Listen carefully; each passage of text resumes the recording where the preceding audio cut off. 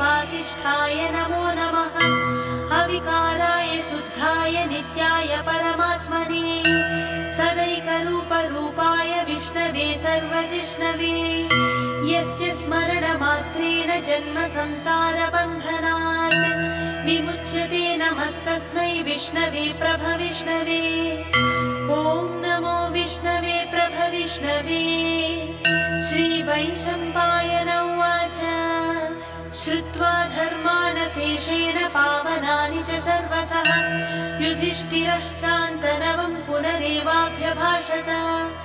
युधिष्ठिर उवाच किमेकं दैवतं लोके किं वाप्येकं परायणम् स्तुवन्तः कमर्चन्तः प्राप्नुयुर्मानवाः शुभम्। को धर्मः सर्वधर्माणां भवतः परमो मतः किं जपन्मुच्यते जन्तुर्जन्म संसारबन्धनात्। श्रीभीष्म उवाच जगत्प्रभुं देवदेवमनन्तं पुरुषोत्तमम् स्तुवन्नाम सहस्रेण पुरुषः सततोत्थितः तमेव चार्चयन् नित्यं भक्त्वा पुरुषमव्ययम् ध्यायन् स्तुवन्नमस्यंश्च यजमानस्तमेव च अनादिनिधनं विष्णुं सर्वलोकमहेश्वरम् लोकाध्यक्षं स्तुवन् नित्यं सर्वदुःखातिको भवेत् ब्रह्मण्यं सर्वधर्मज्ञं लोकानां कीर्तिवर्धनम् लोकनाथं महद्भूतं सर्वभूतभवोद्भवम् येष मे सर्वधर्माणां धर्मोऽधिकतमो मतः यद्भक्त्वा पुण्डरीकाक्षं स्तवैरर्चयन्नरः सदा।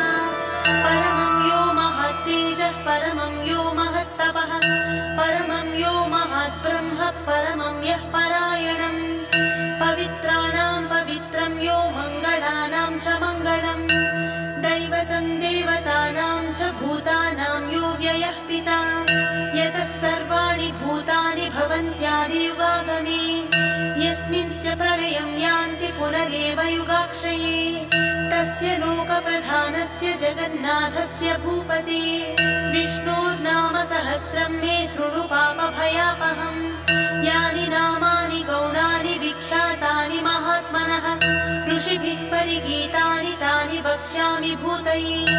ऋषिर्नाम्नां सहस्रस्य वेदव्यासो महामुनिः छन्दो अनुष्टुप् तथा देवो भगवान् देवकीसुतः अमृतांशोद्भवो बीजं शक्तिर्देवकीनन्दनः त्रिसामाहृदयं तस्य शान्त्यर्थे विनियुज्यते विष्णुं जिष्णुं महाविष्णुं प्रभविष्णुं महेश्वरम् अनेकरूपदैत्यान्तं नमामि पुरुषोत्तमम्।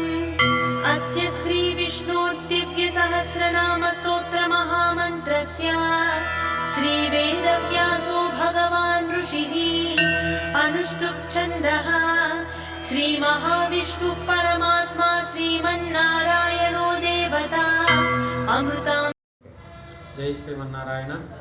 నెల్లూరు జిల్లా విడవలూరు మండలం పార్లపల్లి గ్రామంలో వేంచేస్తున్నటువంటి శ్రీ చతుర్భుజ లక్ష్మీ సమేత శ్రీ అళగనాథ స్వామి వారి దేవాలయంలో అనాది నుంచి వైకుంఠ ఏకాదశి పర్వదినాన్ని పురస్కరించుకుని స్వామివారికి విశేష చందనాలంకార సేవ, పూలంగ సేవ మరియు స్వామివారి యొక్క గరుడ సేవ గ్రామోత్సవం దేవస్థానం వారిచే అత్యంత వైభవంగా జరపబడును.